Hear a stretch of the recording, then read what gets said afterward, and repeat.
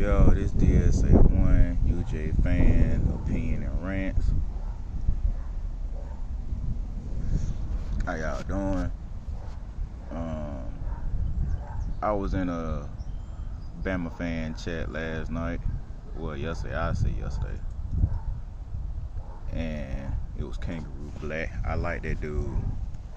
He cool, he funny, but he does some things that I see that most Bama fans do. But I give him credit on this though. The man do speak truth, and he do give credit when credit's due. That's the main reason why I like him.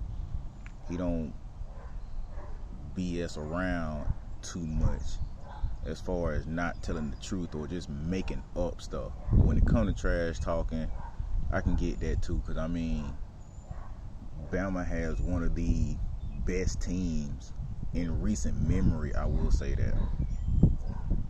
And he one thing about his streams, he read off the comments, which gives him, I guess, feedback or information to respond, which is a good idea. But I'm not saying nothing to knock him or come at him or anything like that. It's pretty much opinion, rant, whatever the case may be.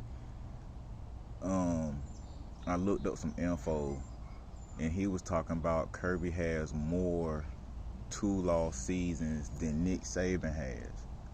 Nick has had 1 6-loss season when he first got to Bama. Now I think 2 years after that he had a 3-loss season, and then I think within his time span he had 4 2-loss seasons. Every other season after that has been 1 loss, and I think 2 undefeated seasons. You can't compare that to a Kirby Smart record.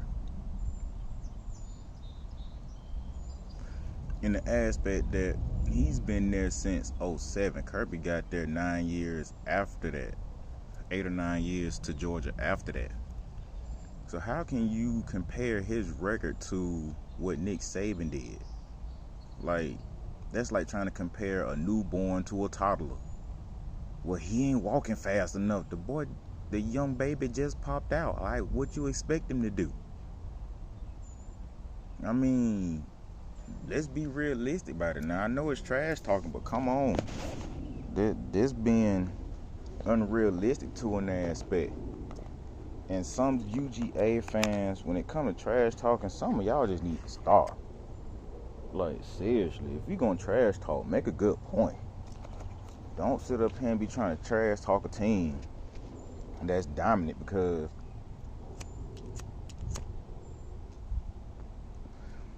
UGA beat them in the national championship game. We ain't did nothing yet.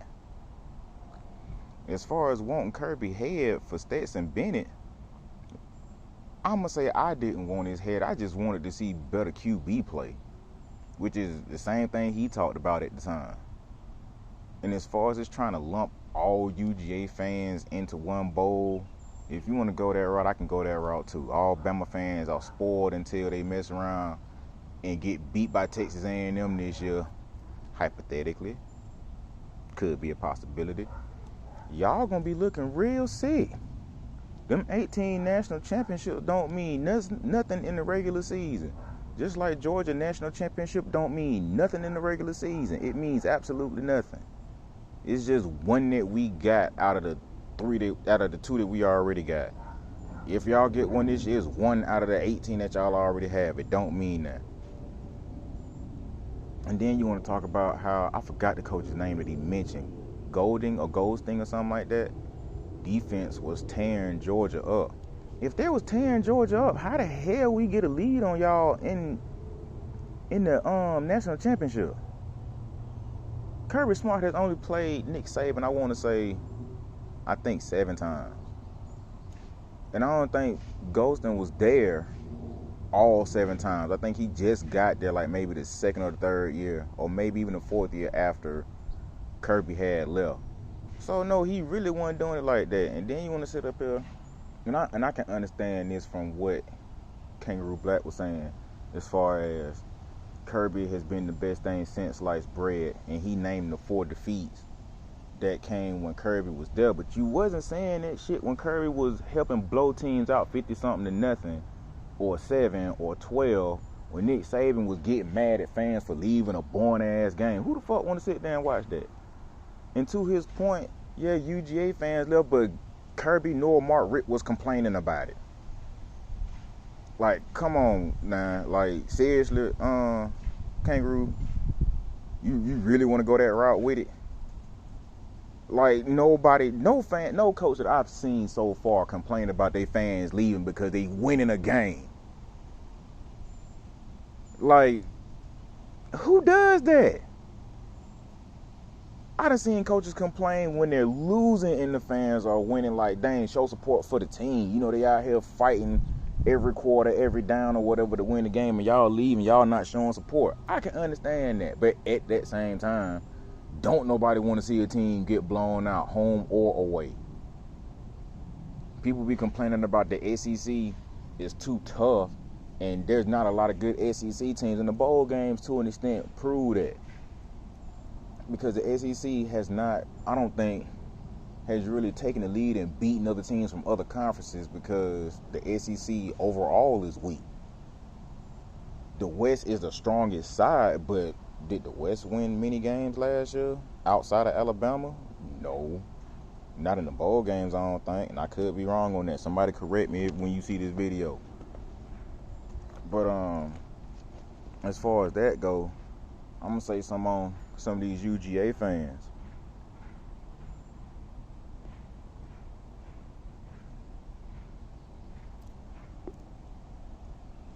Y'all gotta calm down with this delusional speed, man. Yeah, we won a national.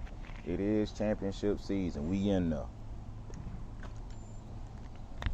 But we do not know what any team is looking like this year. Everybody is guessing on what team is going to do what coaching staff and what players that's in there. And Kangaroo Black also made a very good point that somebody had made. I think it was a Georgia fan talking about Alabama had to rely on a transfer portal player. To me, that's stupid. Come on, man. Like, are you serious? What team don't rely on a transfer portal player? That's the whole reason they went and got him. Almost every team, I think except for Clemson, dang near, has pulled players from the portal. Like, who hasn't done it? And then if they were good enough, didn't play, like, right then. I think Georgia got a few players from, I think one from West Virginia was a wide receiver, and I think one was from Clemson that was a cornerback, and I think one of them got hurt last year. Like, are you serious? Come on, man. If you're going to trash talk, make it make sense, man. Talk trash to the point to where it's like, yeah, you right, but at the same time, this, that, and third happened. And then on top of it, excuses. Bama fans can't stand when people tell them they making excuses when they do the exact same thing to other teams when they beat them. Talking about what was the excuse when we was dragging y'all in the SEC championship. Okay, the majority of the team was still getting over the flu. What was y'all excuse that y'all didn't take over in the national championship and beat our ass like y'all swear y'all was gonna do? What was the excuse there? See, it's an excuse now that y'all couldn't do shit because y'all was relying on 2 wide receivers and 1 defensive end. But it's an excuse when we tell y'all, yo, these players had the flu from the, like I think the game before the, not the Florida game, the game before the Georgia Tech game. Like, they was still getting over that and still came out there and played. That's the only reason why y'all did what y'all did. Because if y'all was that good, y'all should have beat us in the national, and you did. Well, we didn't have, don't use that as a reason if we can't say that what actually happened is what actually happened. Like, if you're going to do that, be fair about the situation. If you ain't going to be fair about it, well, fuck it then. You got a goddamn excuse on your hand. And that's what y'all doing, making excuses if you want to really act like that about it. I'm just going to be real with the situation. The team had the flu. Most of the defensive line had the flu. They got sick. Y'all ran away with it. True. There's no escaping that. Jameson, Williams, and Mechie were murdering people throughout the season, but y'all was barely winning games. So what does that really speak to? Y'all had 2 receivers and was barely winning. Like, explain that. Like, come on now. You can't sit up here and be talking about we the best, this, that, and the third in this regard. But y'all, in this regard, that y'all only had 2 receivers that y'all relied on. If you double cover them, what y'all got? Y'all run game wasn't hitting no nothing in that Georgia game. The only person y'all really relied on was Bryce Young. And that ain't no knock to him at all. But you ain't gonna do nothing when you got them dudes at your neck.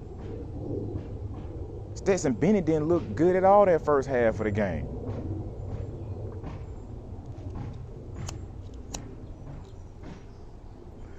Then he started lighting y'all up. The run game started taking off. Defense did what it did. And I'm quite sure a lot of y'all gonna be talking about, oh, well, Georgia defense done took a step back, just like I've said to a degree. And I also come to this realization. Y'all do know that Kirby Smart rotate them defensive players in on a consistent basis. How much really do y'all think Georgia has fell off on defense? Like, seriously, think about it. Like, how much do y'all really think Georgia done took a step back? I'ma even say it's a small step back, real small. Oh, well, we got Jermaine Burton and he gonna burn y'all. As far as I know of as right now, Jermaine Burton is the best wide receiver y'all got on y'all team. That's one. And I'm not knocking none of the Alabama wide receivers. I'm just saying, compared to last year, y'all might actually improve. And I haven't seen too many years where Nick Saban looked like this. There have been years where his teams look like this, but not the entire season, though. Y'all was struggle busing from Tuscaloosa to the SEC championship. Georgia wasn't struggle busing nothing. That's because y'all don't play nobody like Vanderbilt and Kentucky. Alabama would do the same thing in the East. And y'all act like Georgia wouldn't have ran through the majority of them teams in the West. I put it like this, it would have probably been a closer game for Georgia to play every team in the West outside of Alabama as compared to Alabama playing every team in the East. Shoot, it probably would have been a 50-50 split as far as how close the games would have went, looking at how Alabama was playing. Y'all probably would have struggled against Vanderbilt, and that ain't saying much. And Vanderbilt and Missouri, for that matter. And to me, those are 2 weakest teams in the SEC. Y'all would have caught hell with South Carolina, Kentucky, Florida, and they was doo-doo last year. Missouri, Tennessee, and everybody was sitting up here talking about how Tennessee was gonna kill us. Tennessee put up a whole bunch of stats and only scored 13 points. What that mean? You doing all this, you running the stats up, but you ain't scoring none.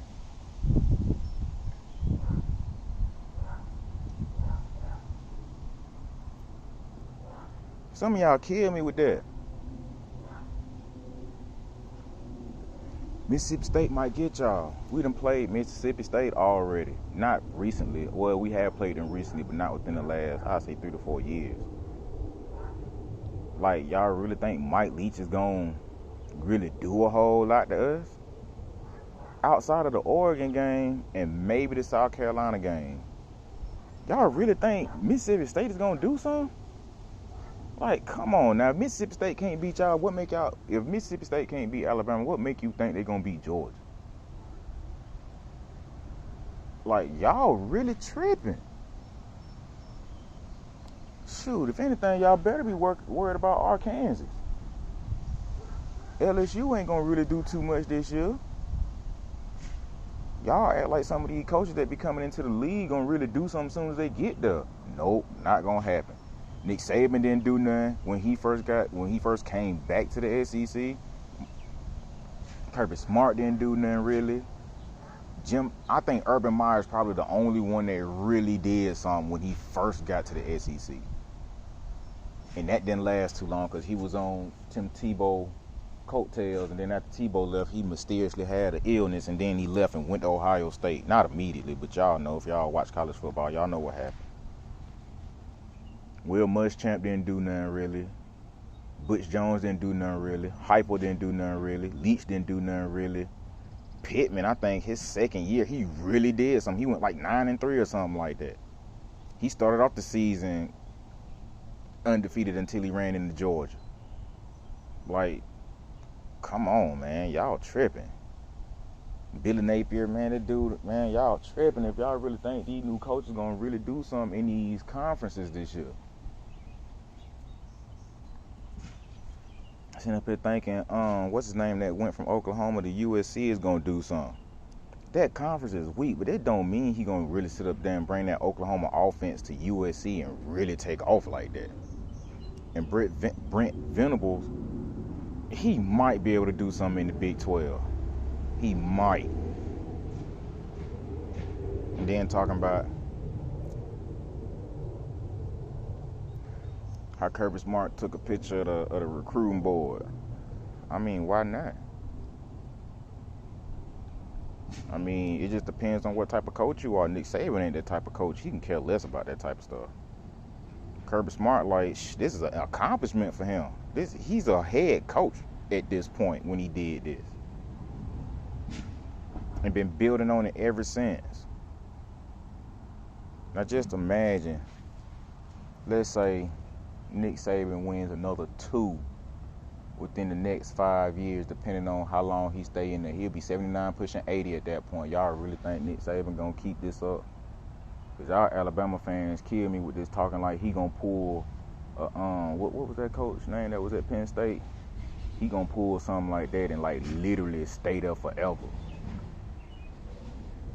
Nick Saban not finna stay here forever, man. That's not what he finna do. That man probably gonna give y'all a good 5 years and probably win 3 more within them 5 years. And then what y'all gonna say? Because I doubt Kirby leaving at that point.